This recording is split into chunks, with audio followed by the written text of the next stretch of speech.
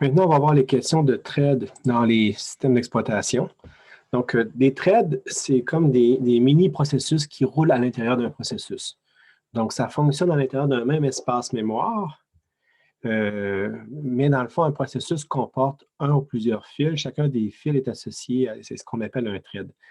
Donc, chaque fil est indépendant, chaque thread est indépendant, puis chaque thread correspond à l'exécution du programme en soi, mais en différents points. L'intérêt pour le multithreading, c'est un intérêt en particulier de facilité de programmation parce que tout ce qu'on fait en multithreading, on pourrait le faire peut-être pas exactement de la même façon, mais en multiprocessus, donc d'avoir plusieurs processus qui travaillent ensemble. Mais le fait que les processus ne partagent pas la mémoire, le fait que les processus sont vraiment indépendants, complexifie certaines choses. Donc, avec du multithreading, on a quand même une capacité de faire des choses avec plusieurs fils d'exécution qui facilitent à quelque part la programmation parce qu'on est quand même dans un partage de la mémoire. Donc, on peut échanger de l'information entre les fils via l'espace mémoire partagé. Et souvent aussi, c'est naturel de penser comme ça parce qu'une application, certaines applications de base, certains programmes de base se fait bien avec un seul fil, mais il y a plusieurs autres applications, surtout lorsqu'il y a des interfaces graphiques, des interactions sur le réseau, de la lecture de fichiers en arrière-plan. Bien, on a besoin d'avoir plusieurs fils d'exécution parce qu'il y a plusieurs activités qui se font en parallèle. Il y a des activités qui bloquent de temps en temps. Le fait qu'elles bloquent, il ne faut pas que ça bloque les autres activités. Donc, il faut pouvoir bloquer sur certaines activités puis en avoir d'autres qui continuent. En ce sens-là, d'organiser le programme en plusieurs threads est assez naturel et facilite la programmation. Puis aussi, le fait que les fils séquentiels sont exécutés en quasi-parallélisme, ça rend la programmation la plus aisée, puis ça permet entre autres d'exploiter des systèmes avec plusieurs cœurs. Donc, il y a un point aussi avec les threads, c'est qu'ils sont plus rapides à créer. Selon le système d'exploitation, ça peut être 10 à 100 fois plus rapide créer un thread que créer un processus. Parce qu'on l'a vu, on vient de le voir, les processus ont beaucoup d'informations d'entrée dans le système d'exploitation. Il faut quand même avoir beaucoup d'informations associées aux fichiers ouverts, associées à l'espace mémoire utilisé, alors qu'un thread, tout ça est partagé au niveau du processus. Donc, créer un thread une fois que le processus est créé, ça implique beaucoup moins de choses. Donc, c'est beaucoup plus rapide à faire. Et donc, si on est dans une dynamique où on va créer et détruire des threads constamment, il vaut mieux y aller comme ça parce que si on fait ça plutôt en mode multiprocessus, où on crée et on détruit des processus constamment, ça va être beaucoup moins efficace parce que la création de processus est plus coûteuse que la création d'un thread. Puis, ça permet aussi de bien gérer les ressources. Si on a des entrées-sorties où on doit bloquer souvent sur des entrées ou des sorties, mais une approche par multithreading est naturelle parce que pendant le temps que ça bloque sur d'autres threads, on peut continuer le traitement. Donc, on n'est pas bloqué sur l'ensemble du programme à une entrée-sortie. Puis, comme je vous disais, si on a plusieurs cœurs, là, ça devient intéressant parce que si on a 4 cœurs, par exemple, on peut avoir les traitements qui se font sur 4 threads indépendants. Puis, si on équilibre bien les choses, on va exploiter les 4 cœurs pleinement versus d'avoir tout dans un seul fil, un seul thread, ou alors là, ça va être exécuté sur un seul cœur. Donc, si on regarde la différence un peu, la différence qu'on a entre les processus et les threads, dans un processus, on a l'espace d'adresse qui est défini, on a les variables globales, les fichiers ouverts, tous les processus enfants, les alarmes en attente, la gestion des signaux avec les signaux, la comptabilisation d'informations qui est faite sur le processus. Donc, ça fait quand même beaucoup d'informations présentes dans un processus. Puis de créer le processus, ça implique de tout initialiser les structures pour ça, c'est ça qui est lourd. Alors qu'un thread, on veut dire qu'un processus qui est créé avec un thread, donc nécessairement, on a au moins un thread, mais si on en fait plusieurs, ça va être plusieurs copies de ça. Dans le thread, on a le compteur de programme, là. Donc le registre qui nous dit dans quelle partie du programme on se trouve, les autres registres, la pile d'exécution et l'état du thread, ce qui est beaucoup plus léger. Donc, c'est pour ça que de créer plusieurs threads dans un processus, c'est plus efficace, c'est moins long que de créer plusieurs processus. Pour identifier les threads, dans le fond, l'ensemble des les fonctionnalités de trading dans POSIX sont implémentées dans ce qu'on appelle l'entête pthread. C'est les POSIX threads. Donc, ça, c'est l'interface standardisée POSIX. Tout est pthread quelque chose, donc il faut inclure l'entête pthread.h.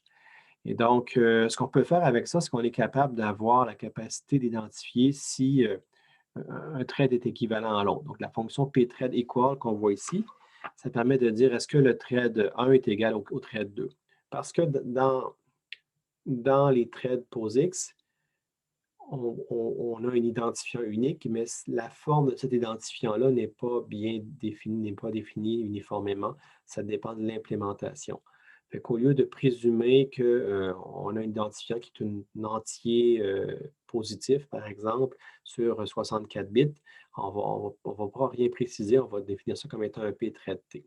Puis on est capable d'avoir notre identifiant avec la fonction self. On peut dire self, ça donne mon identifiant de type pthread ID, le thread ID. Puis si on est capable d'avoir l'identifiant d'un autre thread, on est capable de voir si finalement cet autre thread-là est équivalent à nous. Ou si on a deux threads à côté, on veut les comparer. Puis en prenant leur thread ID, en les comparant, on voit si c'est les mêmes. Puis ça, c'est intéressant parce que des fois, on peut se demander si une information provient d'un thread particulier. On n'est pas nécessairement en mesure d'identifier, mais comme ça, avec les thread ID, on va être capable de l'identifier. Et donc, c'est ça, sous Linux, les pthread T correspondent à des unsigned long. Sous macOS, BSD, c'est des pointeurs. Donc, on voit que ce n'est pas la même chose. Donc, on peut regarder les valeurs numériques sous Linux. C'est des chiffres, ça fait du sens. Des pointeurs, c'est autre chose. C'est vraiment, il n'y a pas de cohérence là-dedans. C'est simplement des valeurs numériques. Puis sous Solaris, qui est une implémentation de Unix qui a été quand même très populaire dans les années 90-2000, c'est des unsigned int. Donc, il y a différentes possibilités, ça change d'un cas à l'autre. Donc, c'est utile pour assigner des tâches à des threads précis. Si, par exemple, un thread a certaines tâches, on peut lui dire qu'on va donner également ces autres tâches-là, ce thread-là, puis le thread va être en mesure de voir si c'est pour lui ou non. Une fonction fondamentale pour faire du multithreading, c'est de les créer. Donc, avec le pthread create, on est en mesure de créer un nouveau thread. Et donc, lorsqu'on fait la création du thread, la valeur de son thread ID est retournée par la fonction ici TIDP. Donc, on lui donne un pointeur à un pthread et donc on va recevoir la valeur dans ce qui est pointé. On a aussi, donc lorsqu'on le crée, donc finalement, c'est une valeur de sortie, le TIDP. On a les attributs de création du thread ici qui sont donnés dans la deuxième valeur. Puis après ça, c'est là qu'on voit comment ça fonctionne. C'est qu'on a vraiment comme troisième argument un start RTN. Puis là, vous voyez la syntaxe ici. C'est quand même une syntaxe que vous avez peut-être pas vue ou pas souvent vue en C.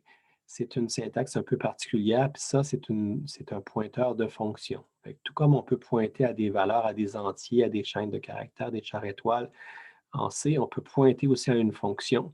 Et donc, ce pointeur-là nous donne le nom de la variable, de la fonction .d. Ce n'est pas le vrai nom de la fonction, c'est le nom qu'on utilise dans la fonction du pointeur. Donc, le pointeur s'appelle startRTN. Puis, on va préciser sa signature, à savoir qu'il va recevoir en entrée un feuille d'étoile, puis il va retourner en sortie également la même chose. Donc, ça, on lui donne donc le pointeur à la routine à utiliser correspondant au main, finalement, du thread. Dans le fond, c'est la fonction qui va être exécutée à la création du thread. Puis ARGS, c'est les arguments donnés à la fonction. Fait qu'avec ça ici, c'est un void d'étoile également.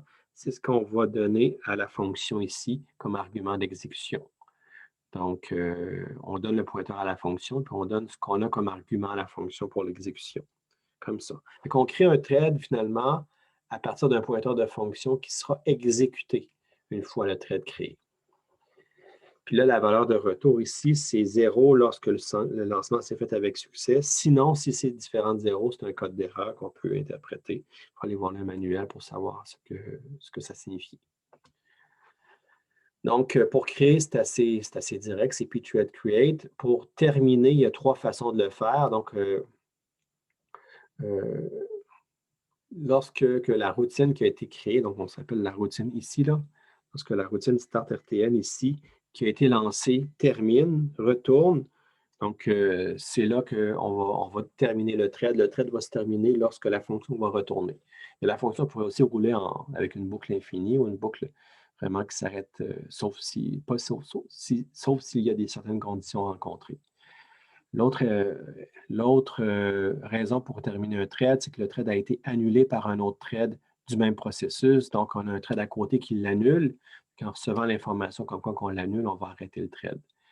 Ou le thread a appelé la fonction pthreadexit quelque part dans son code. Fait qu'on va avoir vraiment un appel explicite disant qu'on retourne du thread. Puis voilà, fait qu'en appelant ça, ça, c'est comme ça qu'on va terminer.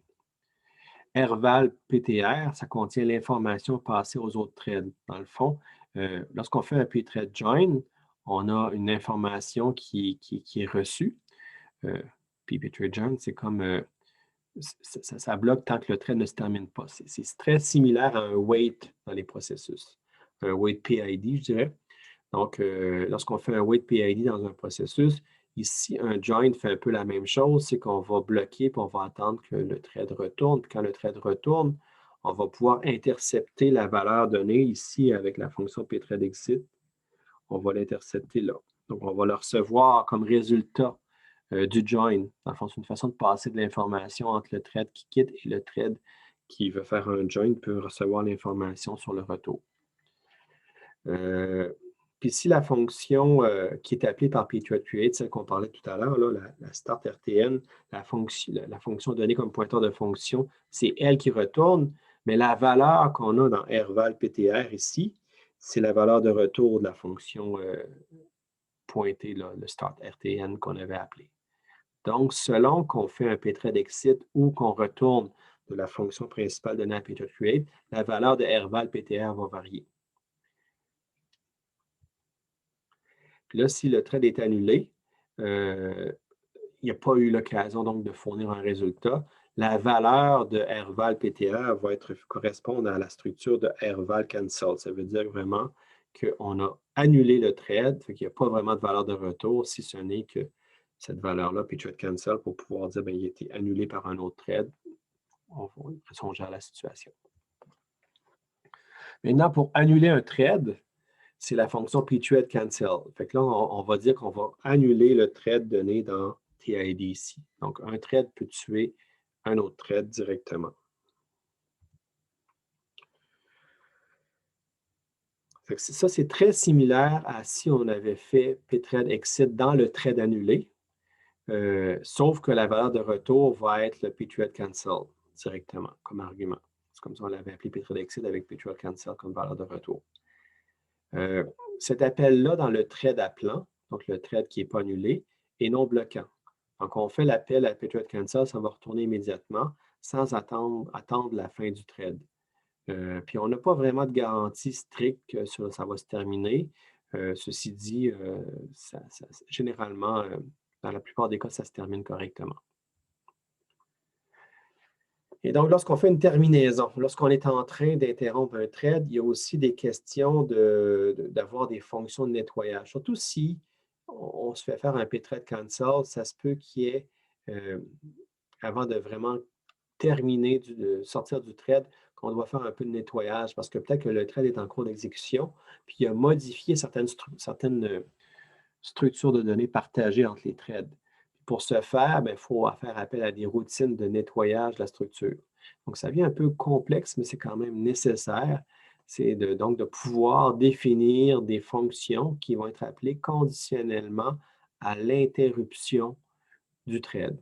Donc, la fonction pthread cleanup push, ce qu'elle va faire, c'est qu'elle va il y a une pile finalement de fonctions à appeler lorsqu'on annule un thread ou lorsque le thread se termine.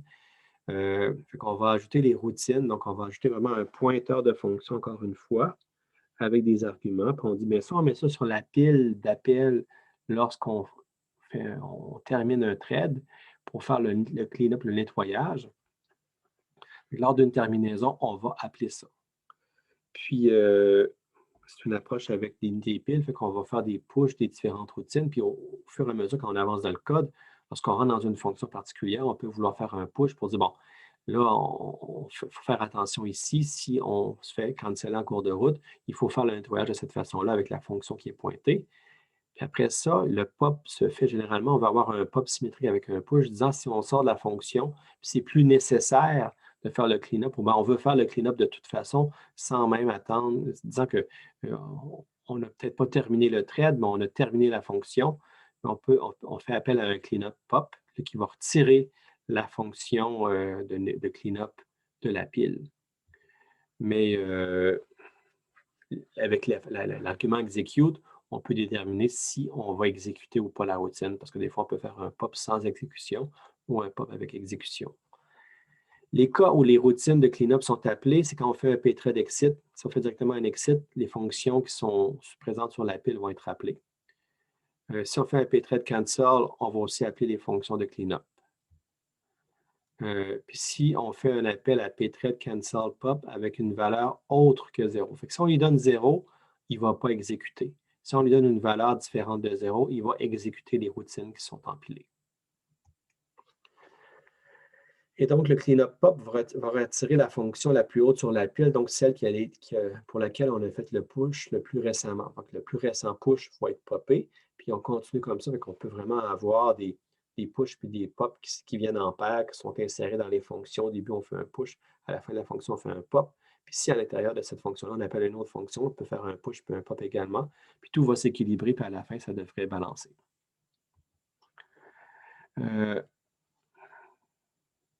Il faut aussi que chaque pthread cleanup push, on doit avoir un pthread cleanup pop dans la même portée d'une fonction. Il faut que ça soit donné en paire parce que, c'est-à-dire que dans une fonction, lorsqu'on fait un push dans une certaine place dans la fonction, il faut que le pop soit là également. Je vous donne un exemple, je ne sais pas moi, j'ai une fonction qui s'appelle Toto void Toto. Donc, je peux commencer par un pthread cleanup push. On va juste écrire push, ça va être plus simple. Ici, il y a du code ici, mais il faut avoir un pop à la fin avant de terminer. Donc, ces deux-là doivent être symétriques et doivent être dans la même portée, à savoir qu'ils sont au même niveau. Ce n'est pas conditionnel, ce n'est pas à l'intérieur de fonctions, il faut que ce soit au même niveau parce que ils peuvent être implémentés comme des macros, parce que ce n'est pas nécessairement des fonctions. Si c'est des fonctions, on aurait pu les mettre un peu n'importe comment, mais pthread, le standard POSIX ne le précise pas. Et donc, si c'est implémenté comme des macros, il va y avoir des erreurs étranges associées au code généré par le préprocesseur. Et donc, il faut que les push et les pop soient symétriques, entrés à la même place pour que ça fonctionne bien, pour s'assurer qu'il n'y ait pas de problème. Souvent difficile à déboguer lorsqu'on s'y connaît peu, là, parce que le code peut être assez complexe. Par défaut, le statut de terminaison retenu est retenu tant que pthread join n'est pas appelé. Donc, c'est comme avec les processus. Si on laisse un paquet de processus sans faire de wait PID pour ramasser finalement les valeurs correspondantes, on va consommer des ressources, on va consommer de l'espace mémoire, puis consommer aussi des ressources de l'ordonnanceur qui gère les threads si on ne termine pas avec un pthread join. Donc, c'est important quand même de s'assurer que si on crée des threads, on est capable de dire que lorsqu'ils vont être terminés, ces threads-là, on va pouvoir faire un join pour ramasser le statut de terminaison, puis de libérer finalement la ressource associée au thread. Cependant, on peut, si on veut, libérer complètement l'espace associé au thread lors d'une terminaison en faisant un detach, donc en le détachant. Fait que là, actuellement, par défaut, il est attaché aux autres threads, il est attaché au fait que lorsqu'il se termine, il faut ramasser le statut de terminaison. Mais si on veut, on peut faire un détache. Donc, le détache, il va libérer l'espace associé lors de la terminaison. Fait que si on est capable de se détacher, bien, on va avoir une valeur 0, sinon il va y avoir un code d'erreur. Puis, on peut même détacher dès le lancement un thread, dans le sens que si on lui précise les bons attributs dans la fonction pthread create, on va créer le thread détaché. Donc, on sait que lorsque le thread va se terminer, le statut de terminaison va être libéré également. On ne va pas l'utiliser, du moins, il ne va pas être présent et en attente d'être lu. Les attributs de thread peuvent être spécifiés, donc on peut modifier certains attributs. Donc, avec la fonction attr init, on va initialiser les attributs. Puis destroy aussi va les détruire. Donc, c'est comme ici, on va créer la structure d'attributs, puis avec init, puis on va détruire la structure d'attributs avec init aussi, avec destroy. Donc, on va avoir les deux fonctions pour créer et détruire. Puis, lorsqu'on crée, c'est là qu'on peut modifier certaines valeurs. Donc, ça a été fait pour être assez versatile puis permettre une expansion, mais entre autres, pour dire qu'on veut créer un thread dans un état détaché, c'est qu'on va créer une structure d'attributs avec attr init, puis ensuite, on va faire un set detach state sur le attr ici. Là. Donc, on va avoir le pointeur à la structure attr correspondant au thread, puis on va dire, bien, on va changer la valeur de detach state pour, par exemple, 1, on va dire, bon, il va être dans un état détaché.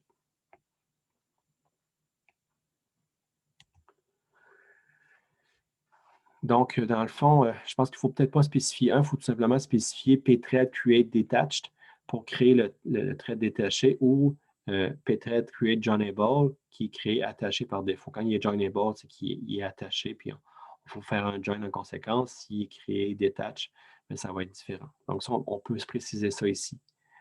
Puis il y a aussi des attributs standards pour manipuler la pile d'appel du thread. Là, si on veut, on peut manipuler ça. C'est un usage avancé, ce n'est pas conseillé par défaut de le faire, mais avec la structure ATTR, on peut faire tout ça. Puis il y a des attributs non standards qui peuvent être définis également, par exemple, pour faire du temps réel. Donc, ça, ce n'est pas standardisé dans POSIX, mais on pourrait avoir dans la structure ATTR des variables supplémentaires spécifiques à notre système d'exploitation pour préciser certaines valeurs.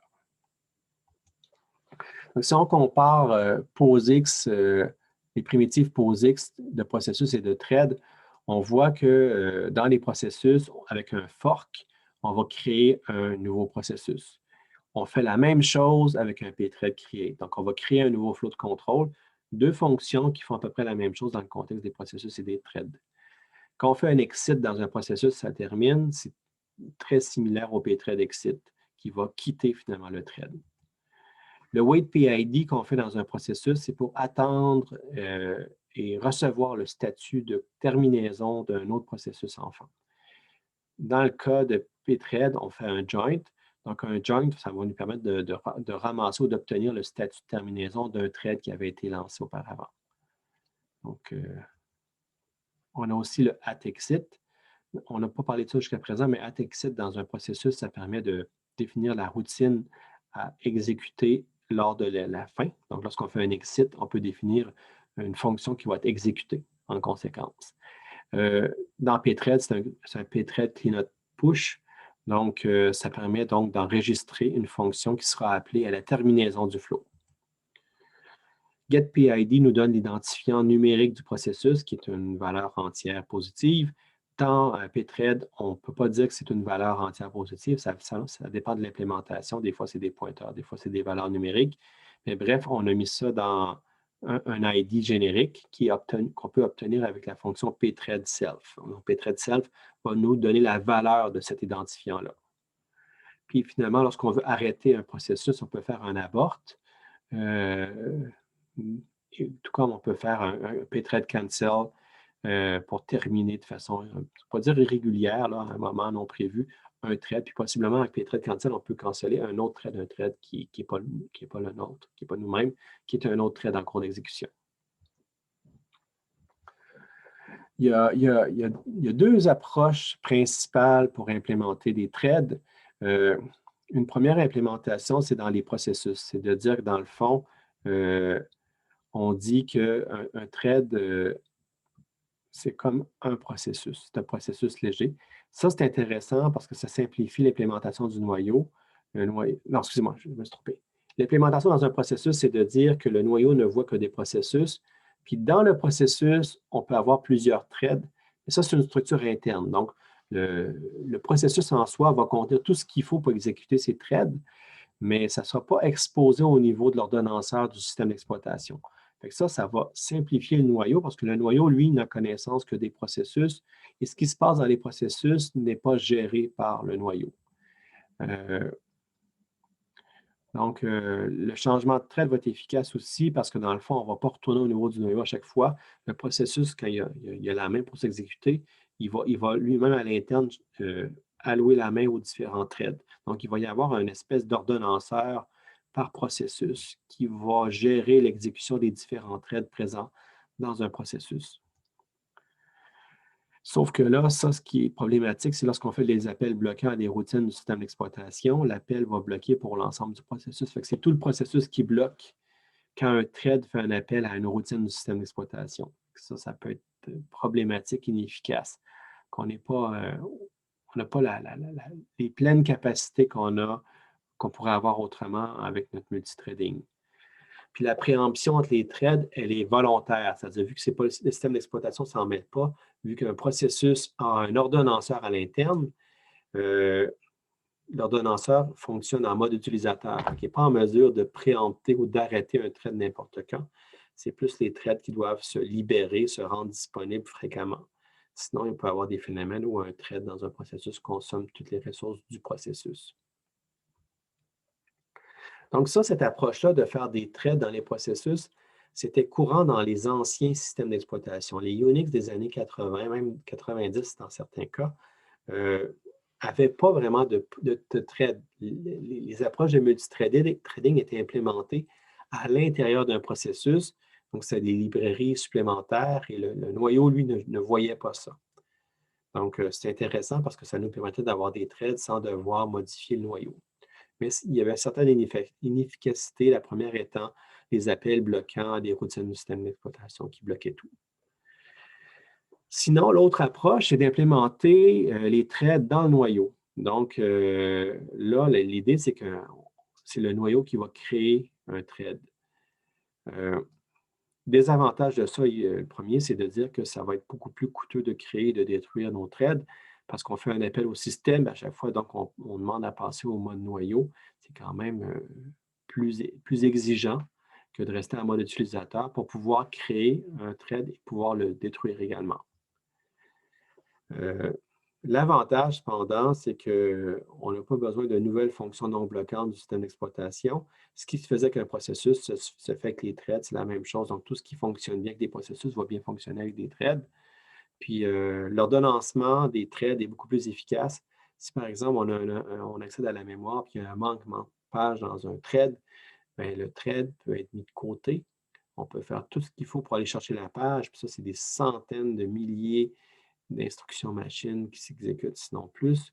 C'est très lourd, mais ça peut se faire en arrière-plan, puis le thread va être mis de côté, puis les autres threads du processus vont continuer de s'exécuter, fait qu'ils ne seront pas pénalisés tant que ça par cet appel-là. Alors que si on met tout dans le processus, un manquement de page va juste rendre le processus inactif très longtemps, le temps que la page soit chargée.